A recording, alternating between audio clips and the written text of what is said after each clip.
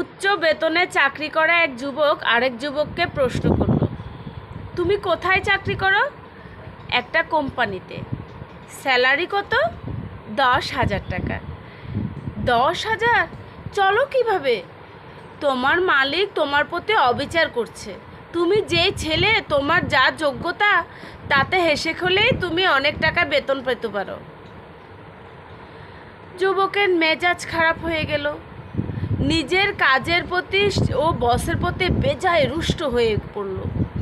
পরদিন গিয়ে সরাসরি বসকে গিয়ে বেতন বাড়ানোর কথা বলল। কথা কাটাকাটি হওয়ার এক পর্যায়ে বস তাকে চাকরিচ্যুত করল। এখন যুবকটি বেকার। আরেকটা ঘটনা বলি। তোমার প্রথম সন্তান হলো বুঝি? হ্যাঁ। তোমার স্বামী উপলক্ষে তা তোমাকে কিছু দেয় নেই, উপহার, টাকা বা এই জাতীয় কিছু? না। কেন দেবে? এ তো আমাদেরই সন্তান, উপহার বা টাকা দিতে হবে কেন? কেন? তোমাকে হাত খরচের জন্য তো 2-4 পয়সা দিতে পারে। তার কাছে কি তোমার কোনোই মূল্য নেই? তুমি কি চাকরানি? স্ত্রীর মনে ধরল কথাটা। সারাদিন কথাটা ভাবতে ভাবতে মনটা বিশলিয়ে উঠল। সত্যিই তো, আমাকে একটা টাকাও কখনো ছোঁয় না।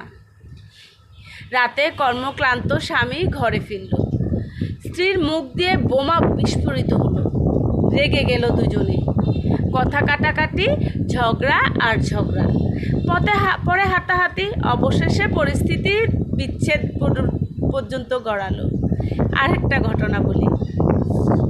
এই বৃদ্ধ বয়সে কষ্ট করছেন। ছেলে ঢাকায় থাকে, বড় চাকরি করে শুনেছি, মস্ত বড় ফ্ল্যাটে বউ বাচ্চা নিয়ে থাকে। আপনাদের দুজনকে সাথে নিয়ে যেতে পারে না? আপনি তো দেখতেও তো আসে না। না না, ছেলে আমার খুবই ব্যস্ত, টাকা পাঠায় তো, ফোনেও খোঁজখবর নেয় নিয়মিত। কি এমন ব্যস্ততা তার শুনে? নিজের জন্মদাত্রী মাকে দেখতে আসার সময় হয় না? সারাদিন অফিস বাসা করতে করতেই তো তার 7টার সময় চলে যায়। কিভাবে আসবে? আপনি কি খোঁজ নিয়েছেন? সে ঢাকায় বাড়ি গাড়ি হাঁকিয়ে বেড়াচ্ছে, আর আপনারা অজপাড়া গায়ে ঢুকছেন। বৃদ্ধ বাবার বাসায় এসে স্ত্রীকে খুলে বলল। স্ত্রীও বাধা দিল। আপনি ভুল শুনেছেন, সে আসলেই খুব ব্যস্ত। না, সে কি মিথ্যে কথা বলতে পারে? আহারে, কাকের বুকের রক্ত পানি করে বড় করলাম, এটা ভেবেই পড়ে বসলেন ব্রেন স্ট্রোক। মূল কথা কি বলেন তো? কিছু নিরীহ অযাচিত প্রশ্ন আমাদের সুখী জীবনকে ক্ষণিকের মধ্যেই দুঃখী করে তুলতে সক্ষম।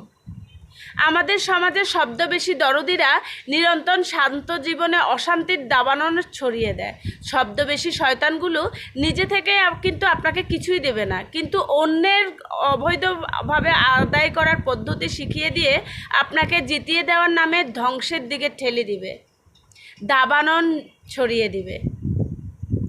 তো এই 3টে ঘটনা থেকে আমরা কি শিখতে পারলাম বলুন তো? জীবনের তৃতীয় ব্যক্তিকে প্রবেশ করার সুযোগ দিবেন না, আর যদিও কোনোভাবে ঢুকে যায় তাহলে যথাসম্ভব তার কথা কানে তুলবেন না। তৃতীয় ব্যক্তি হতে সব সময় সাবধান। আমার লাইফেও, আমার জীবনে অনেক সময় তৃতীয় ব্যক্তি এসেছে। আমার লাইফে অনেক রকমের ছদ্মবেশে, অনেক রকমের ভেজাল সৃষ্টি করার জন্য এসেছে। যেদিন থেকে বুঝলাম এই তৃতীয় ব্যক্তিগুলো আসলে শুভাকাঙ্ক্ষী হয় না, সব সময় ছদ্মবেশীই হয়, সেদিন থেকে তাদের থেকে হয়তো বা হাই হ্যালো করি, কিন্তু বুকে জড়িয়ে দিই না। ভালো থাকবেন।